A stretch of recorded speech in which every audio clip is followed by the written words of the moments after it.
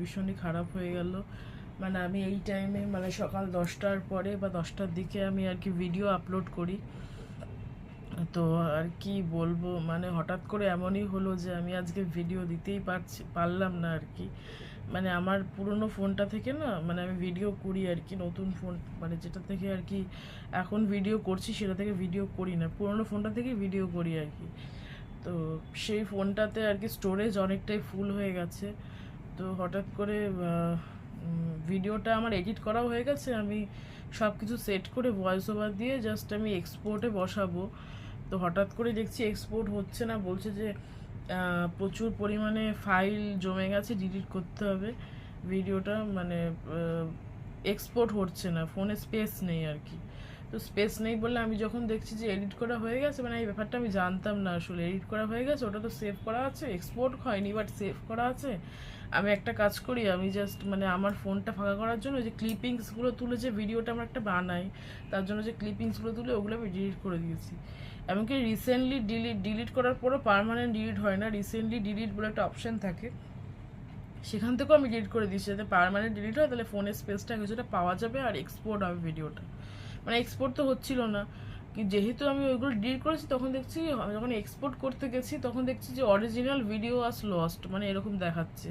আর আমি ভিএন থেকে যেহেতু আমি ভিডিও আর কি এডিট করি, তো মনটা এতটাই খারাপ হয়ে গেল, মানে আমি ভয়েস ওভার দিয়ে সব কিছু করেছি কিন্তু ভিডিওটাই নেই। মানে ভিডিও যে মানে ভিডিওটা আসলে অডিওটা আছে বাট ভিডিওটা নেই, ওটা ডিলিট হয়ে গেছে, ছোটো ছোটো ক্লিপসগুলো ডিলিট করেছি বলে ওটাও ডিলিট হয়ে গেছে।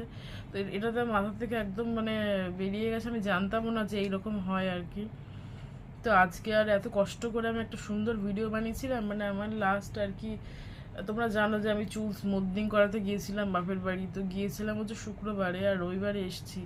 তো শুক্র শনি রবি আমি কোনো ভিডিও দিতে পারিনি, তো জাস্ট কালকে ভিডিও দিয়েছিলাম, তাও শুক্রবারে ছোট একটা 5 মিনিটের ভিডিও আমি কাল দিয়েছিলাম। ওই জন্য কালকে আমি একটা বড় ভিডিও সারাদিনে অনেক সুন্দর করে বানিয়েছি তোমাদের সাথে শেয়ার করবো বলে, বাট ভিডিওটা আমার ডিলিট হয়ে গেল। ওই জন্য আমার মনটা এতটাই খারাপ লাগছে, মানে আমি বলে বোঝাতে পারবো না তোমাদেরকে।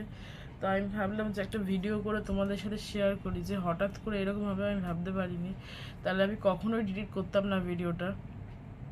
তো মনটা ভীষণই খারাপ হয়ে গেল। আর এখন আমি তোমাদের সাথে শেয়ার করছি সেটা দেখো, আমি তাও একবার এক্সপোর্টে বসিয়েছি, আমি জানি ভিডিওটা নেই, অডিওটাই আসবে শুধু, বাট তাও আমি এক্সপোর্টে বসিয়েছি। দেখো আসছে ভিডিও, এই দেখো আমি এক্সপোর্ট 48% এক্সপোর্ট হয়েছে, ঝাপসা আসছে।